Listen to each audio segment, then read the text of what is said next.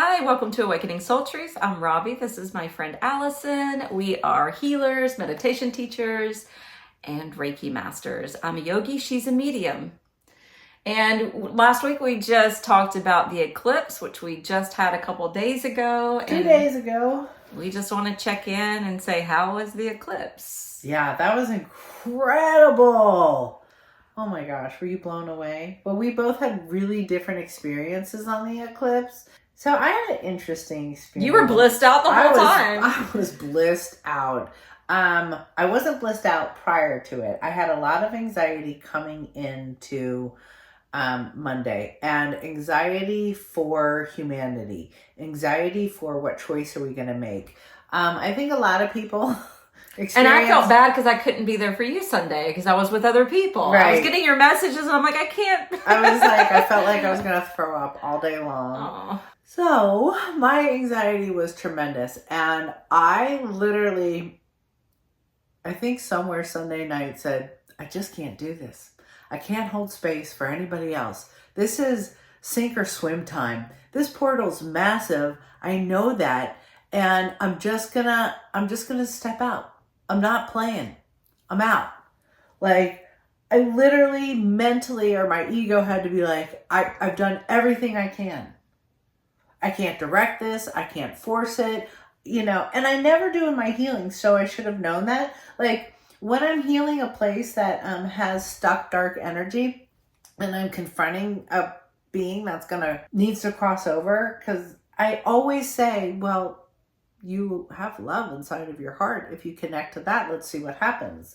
And it's always been the presentation of love that helped them heal. It's saying you're loved by the divine. And that's a really key component of how I heal. It's the reminder that you're loved and that's what matters. That's what I was doing to my dad the whole time. Yeah. Sorry to interrupt. I love that. To give love. Give love. To give love.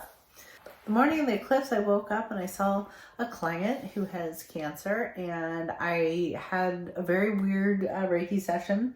There was no past lives coming up. There was no real integration in terms of other worlds or other realities. It was just straight up love. I'm like, you're loved. You're loved. You're loved.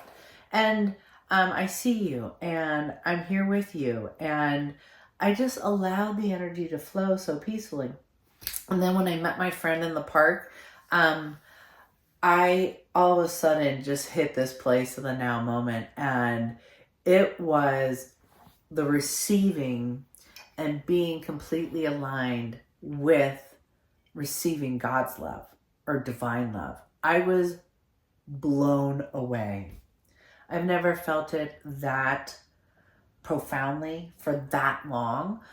I've meditated a long time.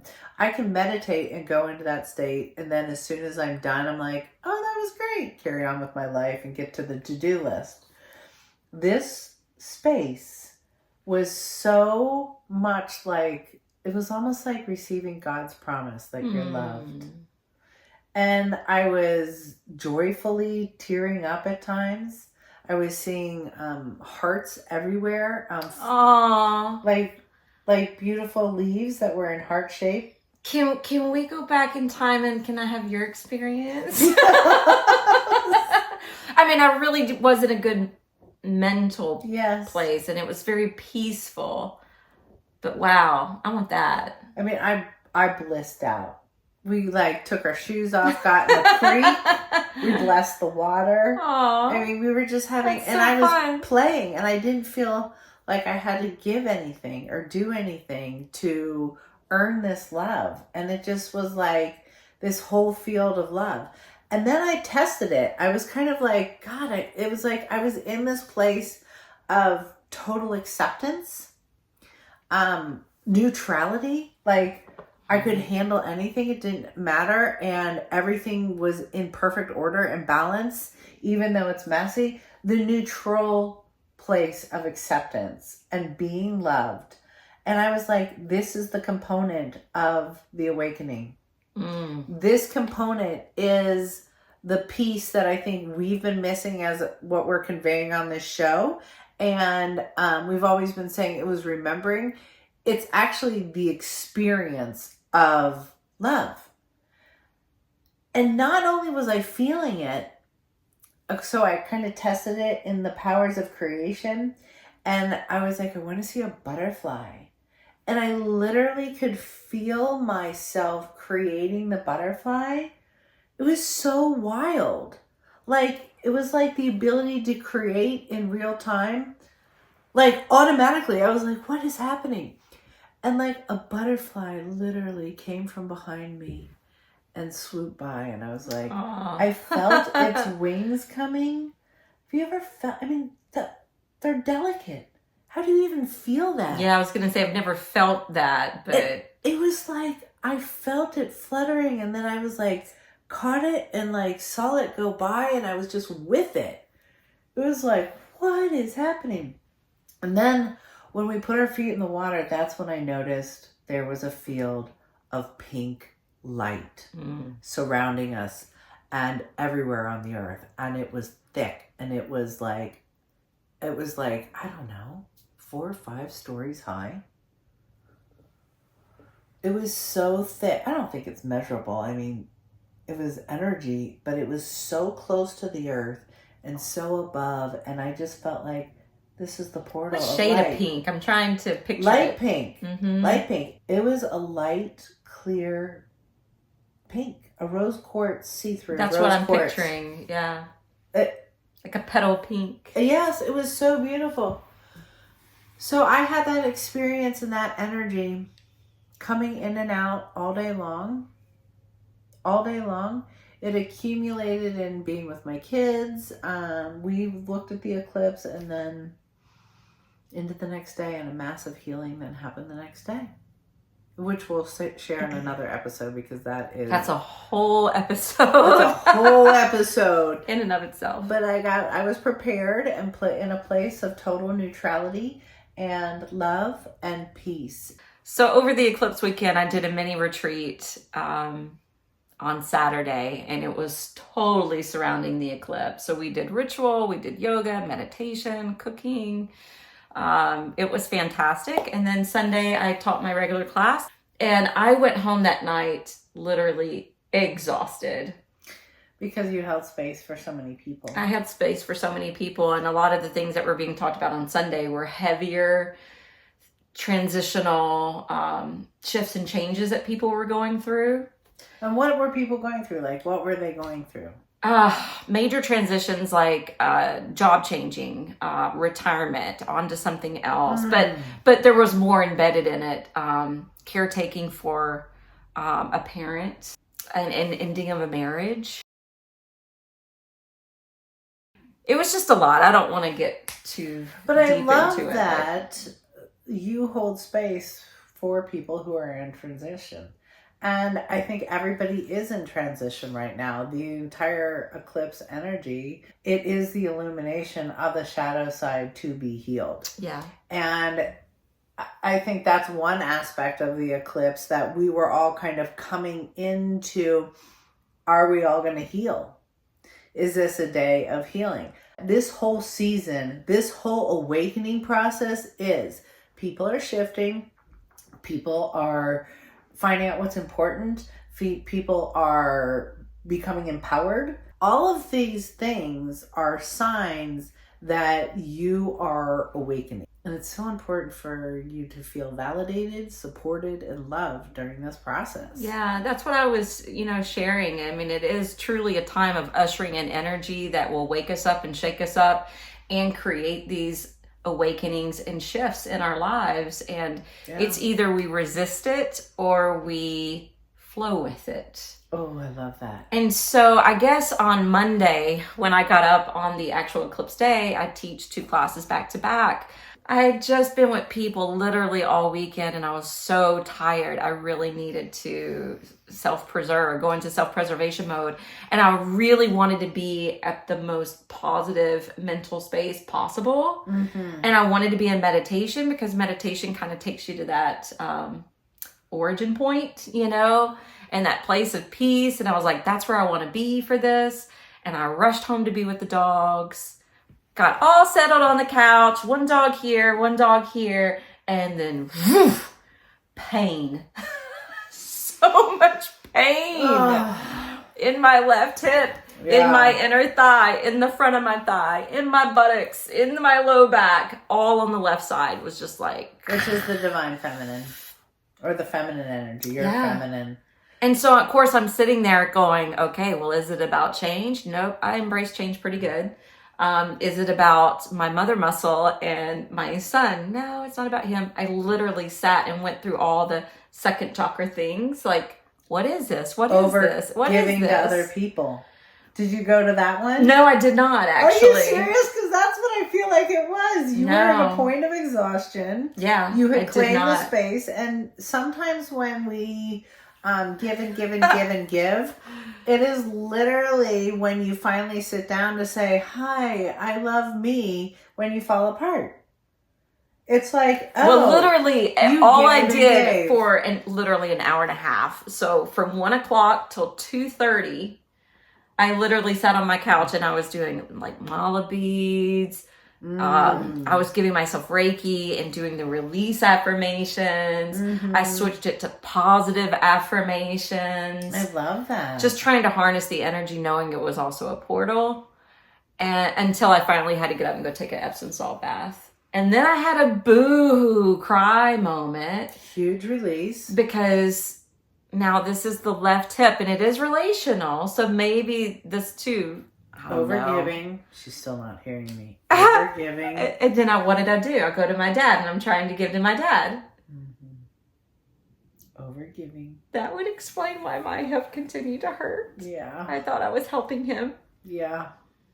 It's very loving and compassionate. I was in a good headspace, but not in a good physical space. Yeah. And I even discovered scrolling on, social media that there was a sound bath happening right down the street from me.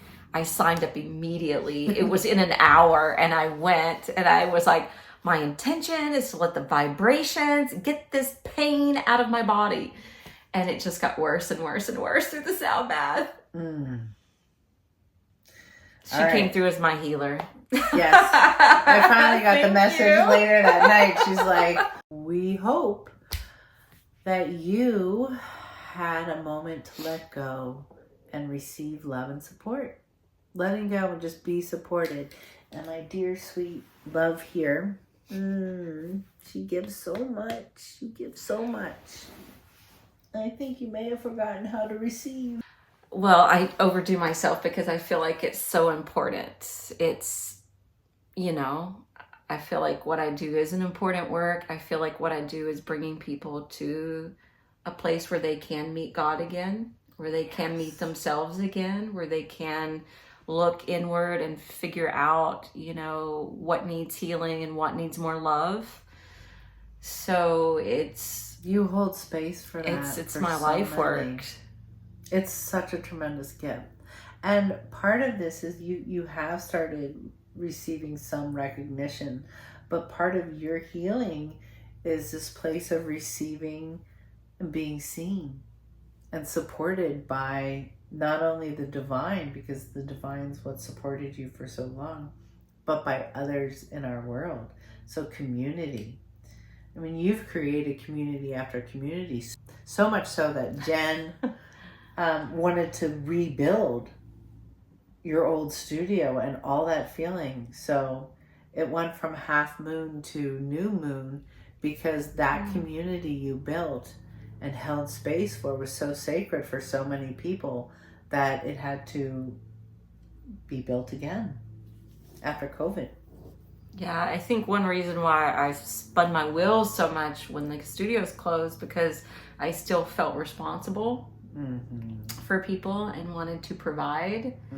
And I remember you telling me at one point, you were like, you've planted so many seeds that the ripple effect is going to continue. And I cannot tell you how much, and here we are, 4 years afterwards, and occasionally I still get someone that I haven't seen since pre-pandemic. And over the weekend, I had one in particular that came back for both of my events. Oh, wow. And she's been planting seeds. And I remembered what you said. And I'm like, you know, even if I'm not seeing these people, they're still taking all the lessons that they learned and putting it into practice. And they're still living it. And whether they come back or not, I just trust that. Yeah. And when someone like, you know, the student that came back over the weekend, when she came back and was relaying all this, it was like, yeah, okay. Yeah, I think you've been planting seeds actually for centuries. I know so. I know that she's been planting them for centuries. Let's talk about that divine feminine energy that came through. And you made that massive discovery. Saw something this morning and it was talking about this is the beginning of Navaratri. Evidently there's different ones. And this particular one Wait, where does it happen? In India? In India. Okay. Yeah, it's part of the Hindu culture. But it's dedicated to the divine feminine. And so I brought Durga. Wow. And Durga is the goddess of strength and power. She was gifted the weapons by the gods because they needed her. It was going to be a female that took down this like demon king. Yeah. And they needed her to kind of come in and take charge. So she's holding different weapons. Like, I don't have them all memorized right now, but the sword is about wisdom and knowledge and cutting away illusions and delusions. The disc, the wheel, the chakra is about things being secular in time. You've got the mudra, apaya, which is no fear, fear not. The conch shell represents the primordial sound or the beginning, Om. Or the healing sound too? It could be that too. Yeah. All the sounds are so healing. And the bow and arrow is for doing away with negative forces, cutting away negative energy. She also is carrying a trident that... always power. Yes. Grounded power. And it also represents the three kind of spikes on it. They can represent different things, but one in particular is creation, preservation, and dissolution or destruction. Lotus, but... I have a staff on the other side. But lotus is awakenings. You have a staff like this? Like a trident? Yeah, I see it with people all the time. Wow. You have a staff. I've seen you have with a staff. Yes, of course you do. Is it like the Lords of the Rings? I know, like we wizard have staff? Talked about staffs. Yes, like some people's staffs. I knew you had one, but I didn't know I had one. Well, of course you do. When I see you with a staff. I guess it's so common. I don't think of saying, "Hey, you know the staff What does my changes." staff look like? Well, I don't. I'm okay. Now I gotta go look. Okay, it's so interesting. I don't actually know what it's made out of. At first I thought it was wood. Oh my gosh. There is a lot of playing between the duality of the karmic cycle and of the white and black yin yang, and you being a master of allowing these two opposing energies to be unified. So your staff is actually a weaving of a black and a white color, and they have like almost like metal, no, more like a stone quality to it, in and out. Now staffs change according to what we need to interact with and do. So like Moses, I mean, his staff changed. Absolutely. Right. So staffs change all the time. Well, what's interesting to me about Navaratri lining up, like literally with the eclipse, and we've been talking about this is the Easter of the divine feminine rising. Yes. And then this is coming on the cusp of that. this particular one in the spring so perfect. On the 9th day, on the final day, it's about, well, the idea is to fast or to practice spiritual practices like, meditations or pujas or mantras or something of that nature for this divine feminine, all these 9 nights. And that's what Ratri means, or Nava means 9, Ratri means night. And so for these 9 nights, this is what, you kind of work with. But on the 9th one, it's the incarnation of Durga that gifts you and bestows upon you any spiritual powers, any cities. And so in the yogic philosophy, the very last chapter of the Yoga Sutras talks about some of these, powers or abilities that can come to you. So that's the final day of it. I think this is a very powerful experience for the divine feminine, and especially in India, where there is a power over structure with the male energy. And we should just send love and blessings to all women to find their place of total support by the divine and being seen and being powerful, and awakening what they need to be present and powerful. Yeah. So women, we invite you to awaken exactly what you need, receive it as a gift to be your powerful selves. What do we say? Thank you, Eclipse energy, for guiding us into this place of receiving more love than any of us could ever imagined. Like, I have experienced a lot of love, but that was more than I could have ever. That was ego dissolving, like, instantly. And I think so it's not just for women, but the promise to all of humanity.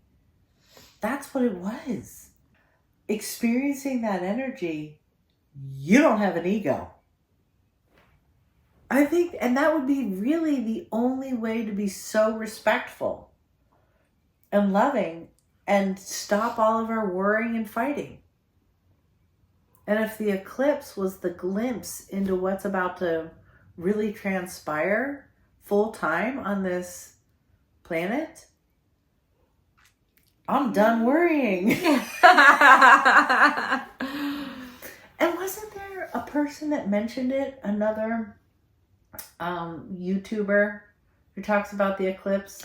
That was talking about what in particular? That the light workers really showed up in this place. Yes. And so we have somebody else who agrees with us on YouTube, and her story actually came out first. Kerry. Her name is Kerry. She's British. She's got really shorn, beautiful silver gray hair. Yeah. She's a gorgeous lady. She's so intelligent and just rattles off all the time. She was saying she felt like there was a battle happening, like the spiritual battle happening, and it felt very chaotic. But in the end, it was the light workers that basically was holding the space for it and holding the love component that allowed us to trip. Yeah. That the dark forces were trying to take over the timeline, but we had enough people in a good space, whether it being neutral or being intentional or whatever, that helped to... Yeah. I mean, they literally did not get hold of the timeline. In fact, I feel like humanity evolved literally, boom! Like, we did a massive wave. I swear. Oh, that's so good. It's so exciting. Boom! We're just gonna roll you over with more love. More peace, more acceptance. And yeah, I think the key component was not fighting. Yeah.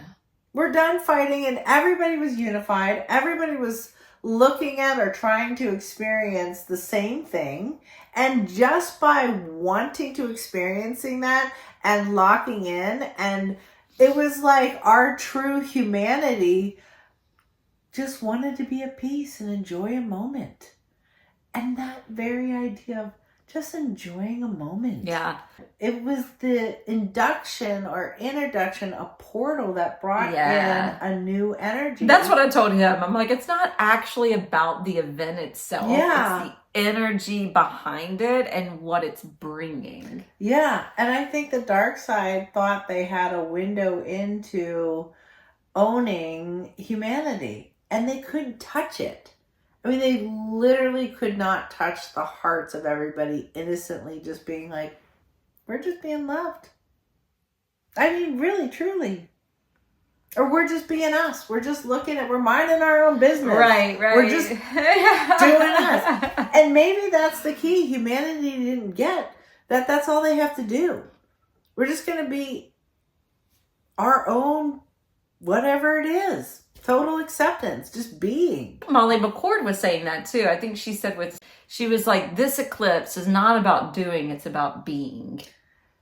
Ah, that's the third one. Yeah, the Dalai Lama, the Book of Joy. And the lovely thing about this book is that they were saying that joy is a humanness.